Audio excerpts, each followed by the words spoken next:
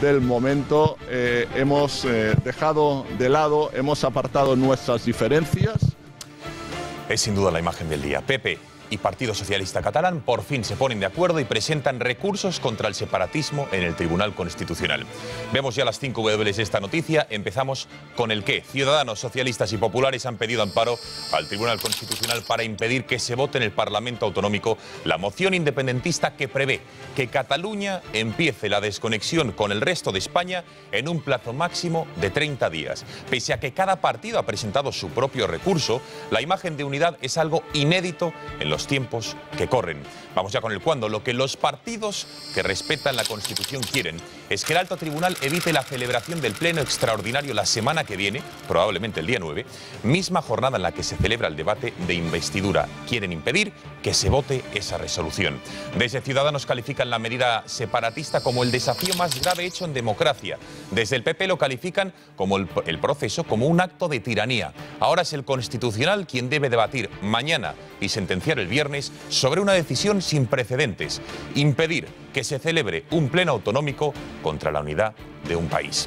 Suspenda el Constitucional o no suspenda el pleno es irrelevante para los independentistas. El secretario general de Convergencia ha calificado esta hipotética prohibición como un pucherazo, por lo que dicen que no van a acatar la sentencia y van a seguir adelante.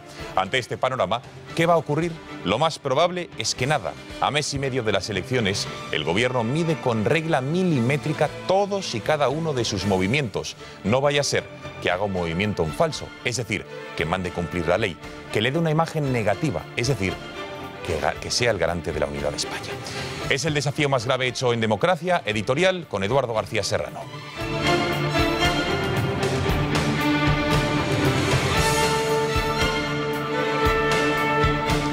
Buenas noches, Gonzalo. Pues sí, es el desafío más grave al que un gobierno español se enfrenta desde el 23 de febrero de 1961.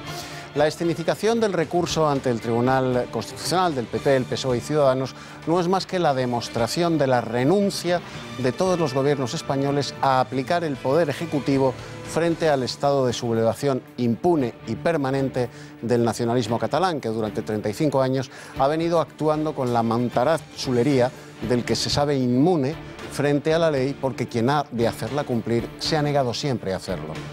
Esta es la penúltima etapa, pero no ha sido la única. Los separatistas saben que el gobierno no va a actuar contra ellos ejecutivamente y además llevan 35 años paladeando el excitante sabor de la desobediencia a los tribunales españoles. Decida lo que decida el Tribunal Constitucional, ellos seguirán la ruta de la independencia, sencillamente porque se les ha dejado hacerlo sin que un piquete de alabarderos ni una pareja de la Guardia Civil les haya obligado jamás, nunca, a cumplir la ley y las sentencias de los tribunales españoles.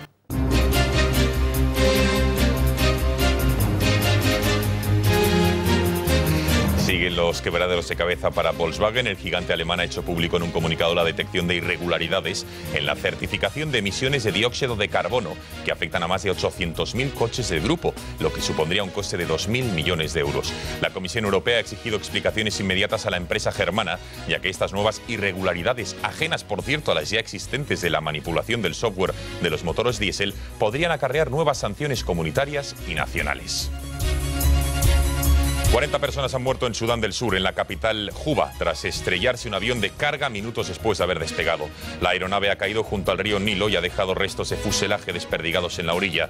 Según testigos y medios locales, se sitúa la cifra de fallecidos en 40, aunque no se descarta que aumente en las próximas horas. Según un portavoz presidencial, 3 sudaneses han sobrevivido al accidente, uno de ellos es un niño. Dile lo que piensas a Manuela. Es la nueva campaña puesta en marcha por el Ayuntamiento de Madrid, en el que se pretende que los ciudadanos envíen a la alcaldesa ideas para cosas concretas como el transporte, nuevos impuestos y nuevas multas en la capital.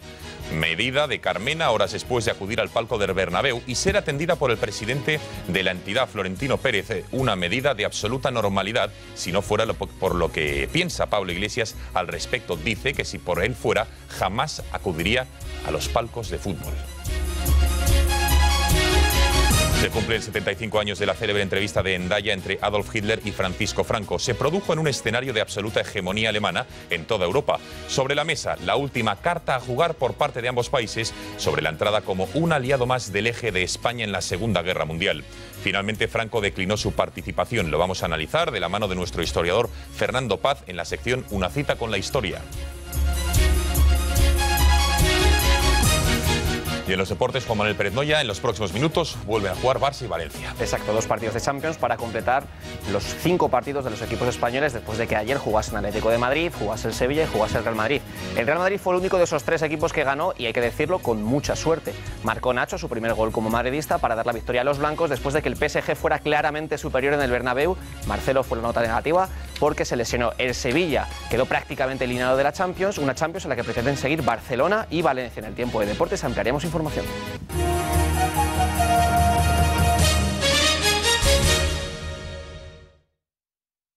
La presidenta del Parlamento catalán ha comenzado la ronda de contactos para proponer presidente de la Generalitat a Artur Mas. En sus primeras 2 reuniones se ha encontrado sendos rechazos a la investidura del todavía líder regional en funciones. Tanto Catalunya Sí que es pot, es decir, la marca blanca de Podemos, como la CUP han transmitido su negativa a que Mas, presidente que representa la corrupción y los recortes, según dicen, sea quien encabece el próximo gobierno regional. El voto de ambas formaciones, 11 diputados y 10 respectivamente, es esencial para encumbrar a Artur Mas a la presidencia de la Generalitat.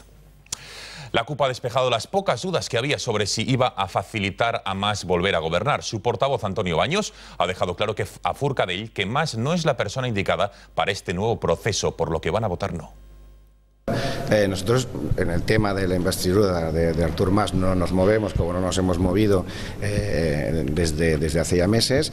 Y a Mas y no a Mas hay posibilidades que además son mejores, son de consenso, son más sólidas. En paralelo a la investidura de un nuevo presidente catalán, debate que se va a iniciar el próximo lunes 9 de noviembre, la Cámara catalana está envuelta en otra gran polémica. Tras muchos años de desencuentros, los socialistas y el Partido Popular, a instancias de Ciudadanos, eso sí, han presentado este miércoles en el Tribunal Constitucional recursos de amparo para evitar que el Parlamento debata y vote la semana que viene la moción independentista presentada por Junts pel Sí y la CUP. Los recursos han sido presentados por separado por los 3 partidos. Hay un matiz en los mismos, mientras que Ciudadanos y el PP pretenden que el alto tribunal impida la celebración del pleno, los socialistas no piden la suspensión del mismo porque dicen ser reacios a que se produzcan debates. Vamos a escuchar a los protagonistas, tanto Inés Arrimadas como el señor Iceta como Xavier García Albiol. Creemos que en los momentos difíciles, en los momentos más importantes, tenemos que estar juntos, tenemos que dejar de lado las diferencias de nuestro partido para defender los intereses de los ciudadanos. Hoy es un día excepcional, es la primera vez que presentamos un recurso de amparo ante el Tribunal Constitucional y lo que no estoy dispuesto a soportar es que se utilice el nombre de Cataluña para saltarse las leyes. Primero que quiero decir es que hoy es un día triste para Cataluña, es un día triste que va a pasar a la historia. Y es que por primera vez en 35 años de democracia, los 3 partidos constitucionalistas de Cataluña, dada la gravedad, dada la excepcionalidad del momento, hemos dejado de lado, hemos apartado nuestras diferencias. Sea como fuere y pese a los matices, los recursos presentados este miércoles han dado una imagen de unidad inédita entre PP y PSC desde hacía muchos años. Vamos a ver cómo lo interpretan los principales líderes de estos partidos y también Pablo Iglesias. Bueno, hemos visto hoy una imagen terrible. La fotografía de Albiol, Iceta y Arrimadas es la fotografía del búnker, la fotografía del inmovilismo, como lo es la imagen de Rajoy, de Pedro Sánchez y de Albert Rivera. Nosotros no vamos a estar en el movilismo, en el inmovilismo ni en el búnker. Sabemos perfectamente lo que significó utilizar al Tribunal Constitucional para parar el Estatut de Cataluña. Eso se convirtió en una fábrica de independentismo en Cataluña. Y no aceptan ni el reglamento de la Cámara que ellos mismos aprobaron hace muchos años. O sea, no respetan ni sus propias reglas de juego. ¿Cómo van a respetar las reglas de todo, que es la Constitución o el marco europeo? Así que, en ese sentido, ese recurso que ha liderado Inés Arrimadas, a quien yo quiero aprovechar para felicitar, porque esa es la forma de liderar la oposición. La democracia es, ante todo, el respeto a la ley. Y Artur Mas envuelve su amenaza secesionista en grandes palabras. en la palabra de la democracia, la voluntad popular y la libertad. Pero todo es mentira. Porque nada hay más antidemocrático que tratar de romper la ley. No responde a ninguna voluntad popular el tratar de fracturar en dos a Cataluña. Por su parte, el presidente del Gobierno ha dicho que el Ejecutivo no ha actuado todavía porque está a la espera de ver si el Parlamento catalán aprueba dicha moción. Una vez aprobada, dice, es cuando el Gobierno actuará. Si se aprueba ese proyecto de resolución en el Parlamento de Cataluña, yo lo voy a recurrir, el Gobierno, al Tribunal Constitucional al día siguiente, o a los 2 días. Y creo, no lo sé, es que creo que el Tribunal Constitucional actuará en consecuencia. ¿Qué es un recurso de amparo? ¿Por qué se presenta? ¿Por qué los populares y ciudadanos pretenden que se suspenda ya la moción y no se llegue a pleno y los socialistas no tienen inconveniente en este último punto? ¿Cuánto tiempo va a tener el Constitucional para pronunciarse? Temas suficientemente complejos para que Eurico Campano nos arroje un poco de luz. Eurico, buenas noches. Buenas noches, Gonzalo. ¿Qué es un recurso de amparo? Bueno, pues se presenta contra omisiones de poderes públicos del Estado, comunidades autónomas, y hay 3 modalidades: contra resoluciones parlamentarias, contra resoluciones gubernativas o contra decisiones judiciales. ¿Por qué lo han presentado 3 partidos diferentes, pero no el Gobierno? Básicamente porque el Ejecutivo entiende que hasta que no se celebre el Pleno no debe interponerlo. Una vez presentado, ¿qué pueden decidir? El Alto Tribunal: A, impedir el Pleno, petición del Partido Popular, y de Ciudadanos, B, permitirlo y dejar sin efectos jurídicos su decisión, que es por donde se inclina la petición del Partido Socialista. ¿Cuándo resolverá el Tribunal Constitucional? Pues o bien mañana jueves, día 5, o el viernes 6, aunque en principio solo tendrían que decidir la admisión a trámite. Y la pregunta más importante, una vez conocido el fallo, ¿qué harán los nacionalistas? Pues ya lo ha manifestado el responsable de Convergencia Democrática, Jordi Turull: desobedecer la resolución del Tribunal Constitucional, con lo que incurrirán con toda seguridad en un delito de desacato. Estic segur que, insisteixo, el Tribunal Constitucional, el fet de prohibir que se celebri el ple, no ho farà. A veure si ara, a més, per quan s'ha de reunir els càrrecs escollits democràticament, en aquest cas pels ciutadans de Catalunya, haurem de demanar permís al Tribunal Constitucional. Faltaria, fins aquí hem arribat, no? Castellà. Era la respuesta de Junts pel Sí ante la hipotética suspensión que el Tribunal Constitucional pueda hacer de ese recurso, como nos explicaba Eurico Campano. De la situación que se vive en Cataluña y sobre todo del por qué se ha llegado a este punto de no retorno, ha hablado el presidente del Gobierno. Mariano Rajoy asegura que ni España ni el Gobierno es responsable de lo que ocurre en esa comunidad. Ni España, ni su Gobierno, ni sus partidos políticos, ni sus instituciones son responsables de lo que allí pasa, ni de los escándalos, ni de dejar la gobernabilidad en manos de un partido abiertamente antisistema como es la CUP. Eduardo, está claro que Rajoy no ha lanzado el órdago separatista. Está descartado que Rajoy esté detrás del proceso independentista. Pero ¿podemos decir de su actuación que no tiene ninguna responsabilidad? No lo podemos afirmar. Mariano Rajoy autoexime de culpabilidad por lo que está sucediendo en Cataluña a su gobierno y a España, como si España fuese un ente autónomo que actuase por su cuenta al margen del Estado y de su gobierno. Con disculpas de mal pagador y excusas de acusica chivatini, yo no he sido, Mariano Rajoy trata de sacudirse cualquier grado de culpabilidad por acción o por omisión en la mascleta separatista catalana que está a punto de estallarnos a todos, culpables, inocentes e irresponsables en la cara. Rajoy dice que su gobierno no es culpable, pero responsable sí es, don Mariano, porque usted y su gobierno tenían la altísima responsabilidad de haber evitado y de haber impedido, con la ley en la mano y todo el inmenso poder ejecutivo y legislativo que los españoles depositaron en el PP, todos y cada uno de los desafíos separatistas que nos han conducido al borde de la declaración unilateral de independencia de Cataluña. No lo hicieron, pero no porque no pudieran, no lo hicieron porque no quisieron y porque no se atrevieron. Por irresponsables, su gobierno y usted, don Mariano, son responsables de lo que está sucediendo en Cataluña.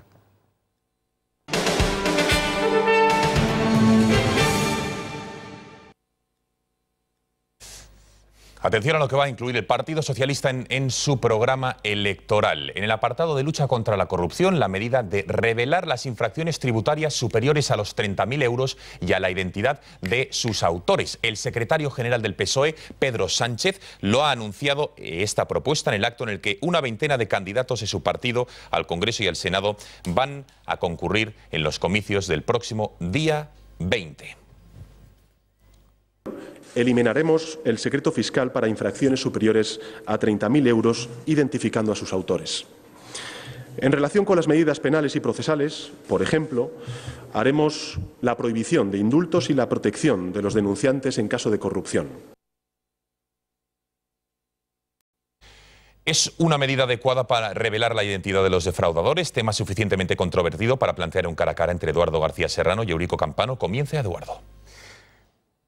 Pues yo sí soy partidario de lo que ha dicho Pedro Sánchez, por supuesto que sí, tenemos derecho a saber quiénes nos roban a todos, porque el defraudador Hacienda nos está robando a todos los españoles exactamente igual que el clan Puyol. Bueno, pues hay otro clan, de Garcías, de Pérez, de Hernández, que defraudan Hacienda y nos roban a todos los españoles exactamente igual que ha hecho el clan Puyol. No deben ser publicados, hombre, y menos con un umbral tan bajo de 30.000 euros, porque la ley tiene previstos mecanismos suficientes y no se debe criminalizar a nadie, y muchísimo menos con la pena del escarnio público. Aplíquese la legalidad vigente, que ya es suficiente, y además diferenciese, está claro, en la propuesta entre morosos y defraudadores. Te veo muy exquisito, querido Eurico, en la protección de la intimidad y la privacidad del delincuente. Hay en países muy civilizados, los escandinavos y Norteamérica, en los que se publican las listas de los violadores y de los pederastas. Tú tienes derecho a saber si cerca de ti vive un violador o un pederasta. Tienes derecho a saber si cerca de ti vive un defraudador. Desconozco lo que pasa en los países escandinavos y en Estados Unidos, Eduardo, porque mi país favorito, como tú sabes, es España, como no podía ser de otra manera. Y aquí, para hacer eso que tú apoyas, habría que vulnerar la Ley General Tributaria, el artículo 95.1, y también la Ley de Protección de Datos. Insisto, bastante tienen los defraudadores y, por otra parte, si una sentencia judicial lo prueba, con que se les aplique el Código Penal.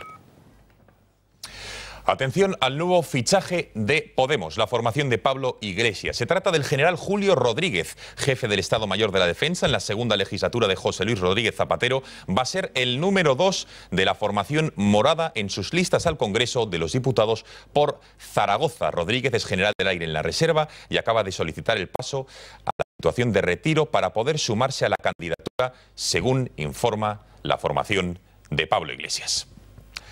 Para analizar la irrupción en la política de Julio Rodríguez, contamos con la presencia de Guillermo Rocafort, a quien ya saludamos. Señor Rocafort, muy buenas noches. Muy buenas noches. Bueno, ¿qué le ha parecido? Porque no es muy normal que un general dé el paso y se presente, digamos, a la política en unas listas. Bueno, no estamos hablando solamente de un general, estamos hablando de un ex-GEMAT, es decir, el jefe de las Fuerzas Armadas, ¿no? Y además, que él haga con esta opción política cuando durante 40 años nos han estado diciendo que el ejército no deliberaba y no se podía meter en política.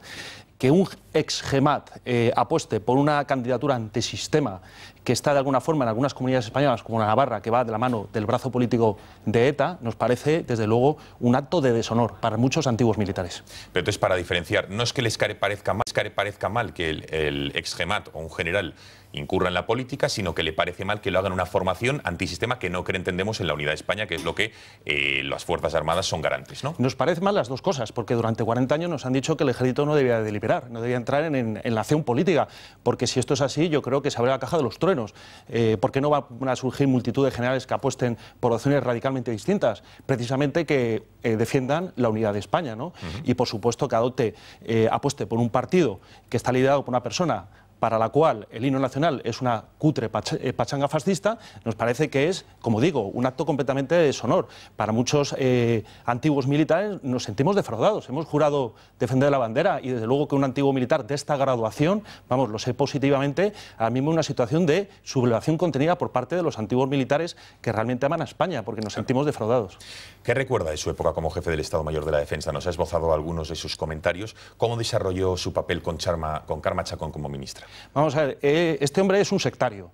Este es un hombre que infiltró, digamos, la alta cúpula del ejército de sus amiguitos. Es un general de despacho. Era el edecán de Carme Chacón. Es lo que muchos antiguos militares defendemos que tiene que ser, que es el antimilitar. Nosotros queremos la meritocracia, es decir, que arriba a la cúspide lleguen militares verdaderamente capacitados y elegidos por los propios militares por sus capacidades. Está llegado arriba por sus capacidades pues de pasillo, de besamanos, y ahora lo estamos viendo de servilismo a una opción que apuesta claramente por el bolivarianismo bolivarismo. Es decir, si lo que se quiere es crear un ejército bolivariano, desde luego, pues ya digo, es abierto la caja a los truenos. Por eso le iba a preguntar, era la última cuestión, ¿qué tipo de fuerzas armadas o ejército quiere Podemos, y más aún con el fichaje de ese señor, de Julio Rodríguez? Pues lo han dicho claramente, o sea, el ejército ha estado durante 40 años seriamente atacado. Opta por, lo han dicho claramente en sus declaraciones, ellos piensan que el ejército español es un ejército católico, cuando lo que defiende el ejército español son sus tradiciones, y las tradiciones, queramos o no, pues son cristianas, que son las que han fundado la realidad española. Es el ejército que más ha combatido del mundo, tiene una historia gloriosa. Entonces viene, pues efectivamente, clarísimamente, hay que reconocerlo, se ha abierto la caja de Pandora, viene a transformar el ejército, a tener un ejército como el que, por ejemplo, tiene Venezuela. Vamos a ver ahora aquí cuál es el siguiente paso, el señor Pablo Iglesias.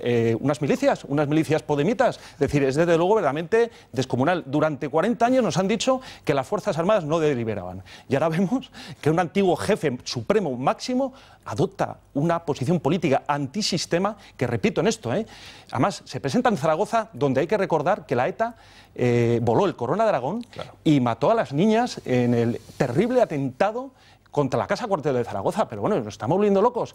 Es la consumación y de la politización, sobre todo, digamos, de la cúpula de las Fuerzas Armadas.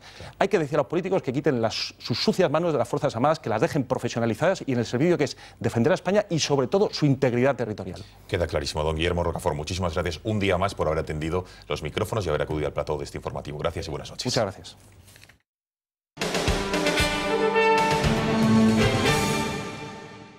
La Guardia Civil ha detenido a 2 personas en Cornellà del Llobregat, provincia de Barcelona, vinculadas al aparato de reclutamiento y adoctrinamiento del Estado Islámico a través de las redes sociales. Los detenidos, ambos de origen marroquí, aunque uno de ellos tiene nacionalidad española, mantenían contactos a través de las redes sociales con individuos en zonas de conflicto a los que ofrecían su apoyo y animaban a continuar con sus actividades. La noticia de hoy se suma a la conocida ayer, cuando la policía de nuestro país detuvo en Madrid a 3 personas de origen marroquí residentes en España, acusadas de formar parte de un grupo vinculado también al Estado Islámico, que estaban dispuestos a atentar de manera indiscriminada. Para analizar estas detenciones tenemos conexión con uno de los mayores conocedores de la realidad del Estado Islámico. Se trata del analista internacional Florentino Portero, a quien ya saludamos. Señor Portero, muy buenas noches. Muy buenas noches. Bueno, gracias por atender en primer lugar a los micrófonos de este informativo. Primera cuestión, con las detenciones de ayer y de hoy, la pregunta es clara. ¿Existe una amenaza real de atentado en España?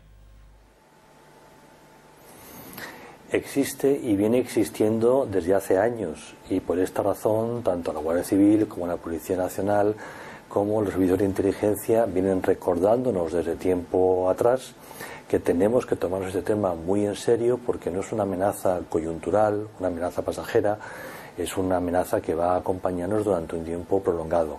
De ahí el gran esfuerzo que estos cuerpos de seguridad vienen haciendo desde hace años, que se demuestra básicamente por 2 razones. Uno, no ha habido ningún gran atentado desde entonces, desde el atentado de marzo, y en segundo lugar por el número de células que han sido felizmente desarticuladas. Tenemos un problema, nuestra gente está trabajando, pero ese problema es un problema muy serio que nos va a acompañar durante mucho tiempo. Entonces, señor Portero, viendo el resultado de las operaciones antiterroristas policiales de nuestro país, ¿cree que los medios y los recursos de la lucha antiterrorista son los correctos o lo haría de alguna otra manera? Hombre, nunca son suficientes, pero ni en España, ni en Francia, ni en el Reino Unido. Tenemos que tener en cuenta que hay que hacer seguimiento de muchísima gente. Gente que en principio es sospechosa, luego no todos, ni mucho menos van a ser una amenaza, pero es muy complicado saber de antemano quién es una amenaza y quién no. Se consigue llegar antes si se sigue a mucha gente sospechosa y por lo tanto se detecta a tiempo quién realmente quiere atentar. Por mucho dinero que invirtamos nunca es suficiente. Ahora, desde luego, nuestros cuerpos y fuerzas de seguridad del Estado seguro que estarían encantadas de que los presupuestos fueran mayores y mejores los medios.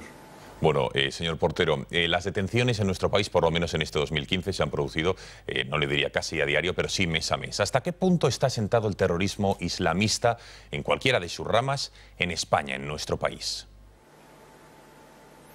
Pues está asentado más o menos de la misma forma que en el resto de Europa. No es que España tenga un problema especial, es que Europa tiene un problema con el islamismo y dentro del islamismo con la yihad.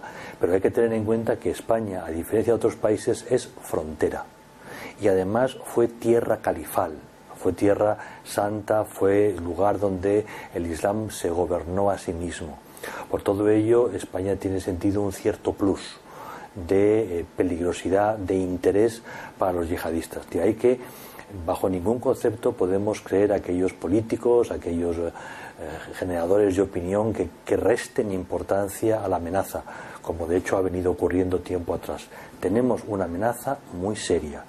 Afortunadamente, nuestra gente en seguridad lleva trabajando desde hace años en el tema y llevan logrando grandes éxitos. Ahora, no nos engañemos, es una amenaza que va a estar con nosotros mucho tiempo. Pero entonces, señor Portero, para aclararlo, estos terroristas islamistas de los que se ha constatado que están en nuestro país, ¿se forman aquí? ¿Vienen de fuera? ¿De dónde procede esta, digamos, su ideología tan radical y yihadista?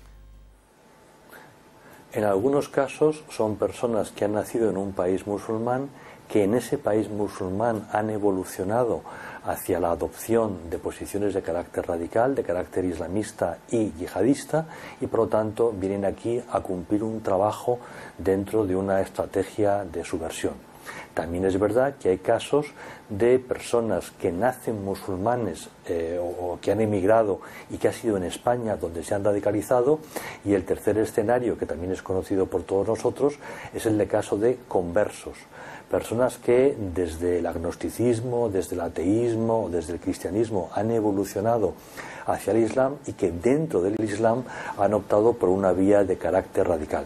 Las tres situaciones son situaciones que se dan de forma cotidiana en nuestro entorno y por tanto son situaciones que tenemos que contemplar y que vigilar. No hay una forma concreta a través de la cual se forma un yihadista en España. Son distintos los caminos que se pueden recorrer. Bueno, ya por último, señor Portero, ha hablado usted del antiguo califato, ha hablado usted de que somos un país fronterizo con toda esa inmigración musulmana. ¿Se atrevería a decir España, de entre todos los objetivos del yihadismo, se atrevería a situarlo en una posición concreta? ¿En qué posición se encontraría España? No, no me atrevería y además no aconsejo jugar a eso porque son situaciones muy distintas. En España, por poner un ejemplo, el tamaño de la comunidad musulmana y consiguientemente y por proporción el tamaño de la amenaza yihadista es menor que en otros países como por ejemplo pueden ser Francia, Alemania, Holanda o Reino Unido, donde las comunidades son mucho más grandes y por lo tanto es más fácil que se dé el proceso de que un holandés musulmán evolucione hacia la yihad que en España. En España tiene, digamos, la parte negativa de ser frontera, la parte positiva de que la comunidad es más pequeña. En otros lugares, por el contrario, la comunidad es mucho más grande y por lo tanto los riesgos de evolución son mucho mayores. No, en ningún caso, señor Portero, lo planteaba como un juego, sino tan solo para intentar explicar a los espectadores hasta qué punto es real la amenaza de la que venimos hablando en los últimos 5 minutos. Don Daniel Portero, analista internacional, muchísimas gracias una vez más por haber atendido los micrófonos de este informativo y buenas noches. Muy buenas noches.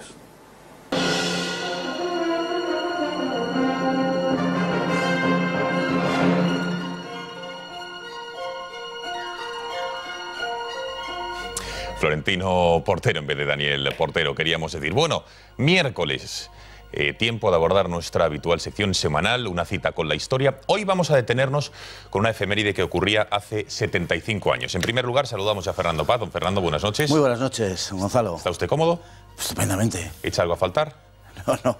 Bueno, a doña Bea, que siempre cómo no vamos a echar. Cuidado con lo que dice. Bueno, efectivamente. Bueno, vamos a ver, 75 años de esa famosa reunión de Hendaya entre Francisco Franco y Adolf Hitler. Vamos a intentar situarla exactamente. ¿En qué contexto se produjo ese célebre encuentro en Hendaya?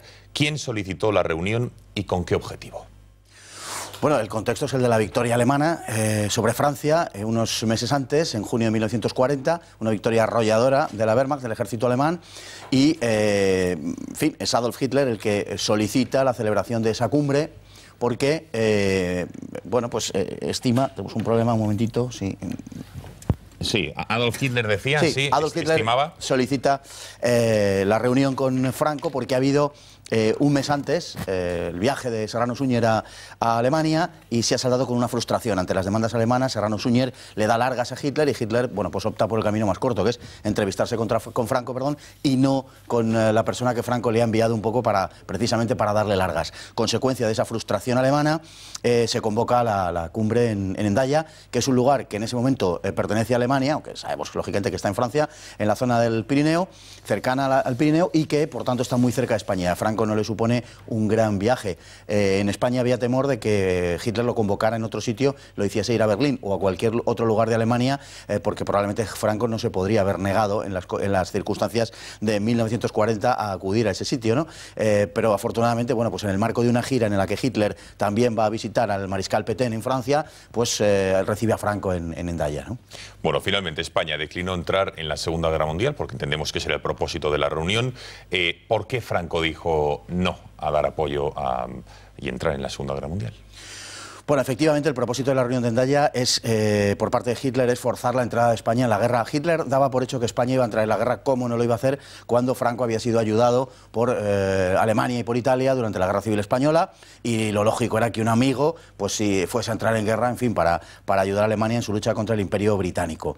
Se encuentra con una negativa de Franco fundamentalmente porque Franco tiene desde el principio el propósito de que España no entre en guerra, pero Franco teme que Hitler le obligue, le arrastre a entrar en guerra, y entonces en varias ocasiones envía a Serrano Suñer a que averigüe cuál sería el precio de la guerra en caso de que se vea España arrastrada. Sin embargo, su propósito es que España no entre en la guerra a ningún precio. España no puede abordar una entrada en la guerra por varias razones, fundamentalmente por una razón militar. El ejército español en ese momento está hecho un desastre, ha salido de la guerra hace un año y se encuentra en una situación francamente mala, muy mala, y la economía española ni le cuento. Con lo cual, efectivamente, paupérrima, con lo cual era imposible afrontar, aunque se hubiera querido y aunque hubiera habido voluntad, hubiera sido imposible participar en la guerra. Por eso, Franco, una de las condiciones, creyendo que se le va a arrastrar a entrar en la guerra, una de las condiciones que pone es que Hitler le garantice una guerra corta, lo cual es absurdo porque nadie puede garantizar la duración de una guerra, como es lógico, ¿no? Pero no solo una guerra corta. Franco también, a sabiendas de que Hitler le iba a decir que no, digamos que subió el listón muchísimo, no es así, de las condiciones o de las contraprestaciones que pedía Hitler a cambio de que España diese apoyo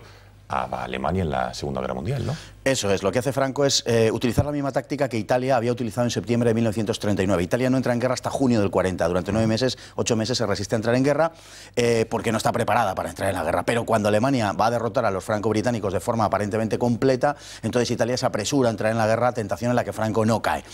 Franco lo que hace es lo mismo que había hecho el conde Chiano, el ministro de Exteriores italiano, para evitar la entrada de Italia en la guerra, que es listar una enorme cantidad de mercancías, de tal forma que Alemania no pueda suministrar aquello a España, y de la misma forma que Italia quedó durante ese tiempo fuera de la guerra, España quedase fuera de la guerra. Habría otra circunstancia muy importante, y es que la economía española estaba en una gran medida en manos de los británicos y los norteamericanos, pero sobre todo de los británicos. España no iba a entrar en guerra precisamente contra aquel país del cual su economía dependía de un modo casi absoluto. Hubiera sido obviamente un suicidio. Franco lo sabía, y Franco siempre decía que era imposible que España entrase en guerra porque hubiera perdido primero la posibilidad de supervivencia económica y segundo, por supuesto, Guinea, el Sáhara, con toda seguridad el norte de África y puede que hasta las Baleares, y además de Canarias, por descontado. Bueno, ¿qué podía aportar España a Hitler si hubiese dicho que sí se sumaba a esta Segunda Guerra Mundial? ¿Era importante nuestra presencia? Porque hemos hablado de que salíamos de una guerra civil, nuestra economía estaba en estado catatónico, nuestro ejército estaba muy mermado. ¿Por qué era para Hitler importante que España participase en la guerra? Bueno, España fue más importante en general para los aliados desde el principio de la guerra, sobre todo para los británicos, que para los alemanes. Para los alemanes, España solo fue importante a partir del verano de 1940 y hasta finales de 1942. Para Hitler era importante por una razón. Hitler nunca pretendió, con toda probabilidad, realmente asaltar de forma frontal militar las Islas Británicas. Alemania no tenía el ejército suficiente, no tenía el ejército más que suficiente, el ejército adecuado para asaltar las Islas Británicas. De modo que lo que Hitler desarrolló fue una estrategia enteramente diferente. En lugar de asaltar las Islas Británicas, digamos, atacar periféricamente al Imperio Británico, atacar las vías de comunicación y atacar sus colonias. Para lo cual era necesario cerrar el Mediterráneo. ¿Quién tenía la llave del Mediterráneo? Gibraltar y Suez. Suez dependía de que los italianos lo conquistasen, lo cual pintaba mal para Alemania, pero Gibraltar era una cuestión de que lo conquistase España, lo cual en principio era mucho más fácil. España era importante para Alemania fundamentalmente por Gibraltar, por el asunto de Gibraltar, para poder cerrar el Mediterráneo, y luego probablemente, y este segundo tema es un poco más debatido historiográficamente, porque es posible considerar que Hitler tenía planes de expansión también por el norte de África, aunque esto último es más dudoso. Bueno, volvamos entonces a esa conferencia de Hendaya. ¿Es cierto que Franco, digamos que burló a Hitler y que incluso le hizo esperar en un andén un largo rato, podríamos decir? Bueno, esto es una cosa que se ha dicho durante mucho tiempo, pero no se corresponde con la verdad histórica. Hubiera sido, por otro lado, muy poco inteligente que Franco hubiera hecho esperar al dueño de Europa, que blasonaba con razón de tener 200 divisiones, no tenía tantas como 200, pero en fin, él decía 200 divisiones, al otro lado de los Pirineos, pues como digo, hubiera sido muy poco inteligente. No, Franco llegó exactamente 8 minutos tarde sobre la hora convenida. Lo que sí es verdad es que Hitler estuvo esperando un rato, pero porque Hitler llegó antes, lo cual por otra parte tampoco es nada particularmente extraño. Es decir, el anfitrión normalmente estando en su suelo, puesto que en ese momento Hendaya pertenece al ejército, está ocupado por el ejército alemán, es el que espera y acoge al que llega. Franco no llegó más de 8 minutos tarde. Y además en su momento la prensa incluso no recogió eso en absoluto como, digamos, ningún timbre de gloria, precisamente. Sí, no, en absoluto, para nada, no. Bueno, entonces, finalmente declinamos participar en la Segunda Guerra Mundial. ¿España entonces fue, podríamos decir, neutral durante el conflicto bélico o no? ¿Cuál fue nuestro papel? Bueno, esa es una cuestión muy curiosa porque precisamente es uno de los asuntos que se ha puesto en solfa en los últimos años. Por supuesto que sí, España no entró en la Segunda Guerra Mundial como un beligerante y en cuanto a que no entró, es evidente que fue neutral. Se dice que España no fue neutral durante la Segunda Guerra Mundial porque fue muy germanófila, por decirlo en términos claros, ¿no? Pero bueno, eso no convierte a un país en beligerante, el hecho de no ser... No confundamos neutralidad con equidistancia. España no fue equidistante durante la Segunda Guerra Mundial, entre otras cosas, porque primero, por una mayor afinidad con el eje, sobre todo con Italia, mucho más que con Alemania, pero en segundo lugar, por una razón de que había que compensar a Alemania mediante palabras, como decían los norteamericanos. Franco da con palabras lo que no da con hechos. Y había que compensar a los alemanes por el hecho de no participar de su lado. Esta es la razón fundamental por la cual la posición de España no es equidistante, pero evidentemente España sí es rotundamente neutral durante la Segunda Guerra Mundial. Hay una unidad, que es la División Azul, que va a combatir al frente del Este con el exclusivo propósito de combatir el comunismo, nada más. España no es beligerante hasta tal punto que la participación de la División Azul no supone la ruptura de hostilidades ni siquiera por parte de la Unión Soviética contra España, lo cual hubiera sido justificado y lógico, mucho menos por parte de los aliados occidentales. Entonces, ¿por qué, o qué papel jugó, digamos, la División Azul? Porque siempre se intenta, digamos, vincular el papel de esta división a que España, como usted dice, apoyó finalmente a Alemania, pero fue a luchar básicamente contra los bolcheviques. Este juego diplomático y bélico, ¿qué papel jugaba la División Azul exactamente entonces? Hombre, diplomáticamente, vamos a ver, tengamos en cuenta que Franco, para no entrar en la Segunda Guerra Mundial, uno de los argumentos que daba era que la opinión pública no estaba lo suficientemente preparada como para que España participase en la guerra, además de la situación económica y militar. Bien, pues lógicamente la guerra contra la Unión Soviética, la guerra contra el comunismo, sí que hubiera sido vista por la opinión pública de un modo plausible, digamos, ¿no? Sin embargo, cuando estalla la guerra entre Alemania y la Unión Soviética, con la invasión alemana, Franco no declara la guerra en absoluto. ¿Qué es la División Azul? La División Azul es un sustitutivo por la no participación española en la Segunda Guerra Mundial. Es decir, es todo lo que España puede dar sin entrar en guerra. Es verdad. ¿A quién? Todo lo que puede dar a Alemania. Hay una gran presión por parte de Alemania. Alemania lleva más de un año presionando a España para que, o un año en ese momento, para que España entre en la guerra. España lo que hace es darle un sustitutivo, darle una especie de, diplomáticamente hablando, de caramelo para que se tranquilice. La División Azul, por otra parte, tuvo un papel militar brillantísimo en el frente del Este y los alemanes, en fin, pues la valoraron como lo que merecía, en términos puramente militares, ¿no? Pero en términos diplomáticos, desde luego, la División Azul lo que representó fue eso, una forma de que España no entrase en guerra y también, cuidado, porque todavía hay que decirlo, una forma de que España pudiera alegar el día de la victoria, como dijo Serrano Suñer, que pudiera alegar, digamos, un título suficiente como participar del lado del vencedor.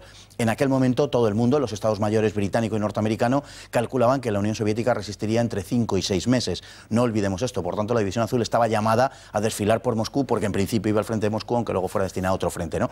En ese sentido, la División Azul desempeñó un papel diplomático de primer orden durante, sobre todo, los meses de 1941. Bueno, ya por último, ¿cree que los libros de historia en nuestro país, en su inmensa mayoría, recogen fielmente cuál fue el papel de España en la Segunda Guerra Mundial, cuáles fueron las relaciones con Alemania, con Hitler, cuál fue el papel de la División Azul? Es decir, todo lo que hemos hablado, ¿cree que se recoge, digamos, de una manera fidedigna o no? Yo creo que la historiografía de los últimos años, no solo en esto, pero lógicamente estamos hablando de este tema en este caso, es una historiografía que está muy sesgada desde el punto de vista ideológico y que persigue determinadas finalidades de ese carácter ideológico. Por lo tanto, creo que hay una distorsión en el origen a la hora de valorar la participación española en la Segunda Guerra Mundial, o en fin, las relaciones de España con los distintos bandos de la Segunda Guerra Mundial, como existe una distorsión en todos los demás temas, pero en este tema muy concreto. Creo que se han exagerado los elementos, digamos, de afinidad de España con uno de los bandos, con el eje, cuando en realidad España es verdad que en aquel momento tiene una mayor afinidad con Italia, pero en modo alguno tiene una afinidad ideológica con la Alemania nacionalsocialista. Sin embargo, creo que esto se ha exagerado enormemente. ¿Pero qué perseguía este sesgo, esta exageración? ¿Qué cree usted que persigue? ¿Los que lo exageran y los que hacen ese sesgo? Bueno, persigue una condena genérica del régimen del general Franco, esto es evidente. Es decir, las personas que sostienen estos puntos de vista realmente lo que están es interpretando una documentación que, lógicamente, sostiene interpretaciones. Con esa misma documentación se pueden sostener interpretaciones completamente distintas. Es más, honradamente le digo, creo que con la documentación disponible hoy en día, esas versiones de la afinidad española con el Tercer Reich y del intento de Franco de entrar en la Segunda Guerra Mundial, me parece que es una interpretación francamente descabellada. Don Fernando Paz, un placer. Un miércoles más haberle tenido aquí. Le emplazamos a que nos vea, si su salud lo permite, el próximo miércoles. Esperemos que así sea. Muchas gracias. Gracias, buenas noches.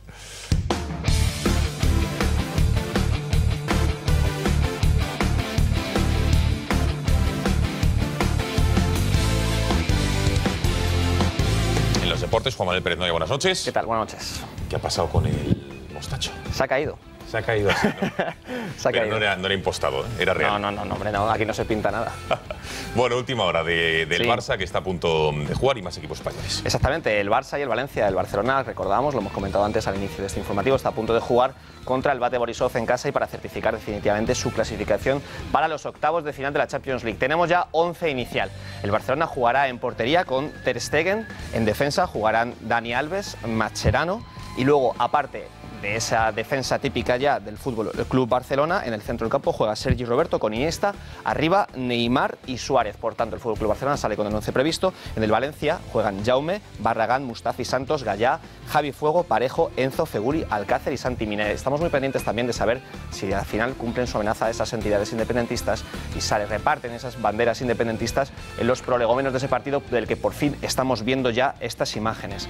Aparte de este partido, que se va a disputar en apenas unos minutos, también ayer se jugó un partido trascendental. El Real Madrid jugó el Sevilla, jugó el Atlético de Madrid, pero en el Real Madrid la noticia a día de hoy es que Karim Benzema está declarando en Versalles por una supuesta extorsión sexual. El delantero francés ha acudido a declarar esta mañana bien temprano, en torno a las 9:30, por una supuesta extorsión sexual a Balbuena, un compañero de la selección francesa. Hay que decir que el abogado de Karim ha salido apenas hace 5 minutos a rueda de prensa y ha dicho que el delantero permanecerá 24 horas más en Francia. Hay que reconocer que la justicia francesa permite que un testigo esté hasta 48 horas declarando, así que seguiremos muy pendientes en Punto Pelota, ampliaremos información al respecto. Y ya vamos con ese partido de ayer, con ese Real Madrid-PSG, estamos viendo el toquecito, cariñoso o no, que le dio Florentino Pérez a Cristiano Ronaldo en los prolegómenos de ese encuentro. Cristiano Ronaldo, que tuvo que dar explicaciones a Florentino Pérez después de haber declarado en la revista Kicker que no descarta una salida del Real Madrid. Y de hecho, al acabar el partido, vimos más imágenes curiosas que pueden predisponer hacia esa salida. Este es el presidente del PSG, Al-Khelafi, al que Cristiano saluda con un gesto tan cariñoso, le guiña y le da la mano.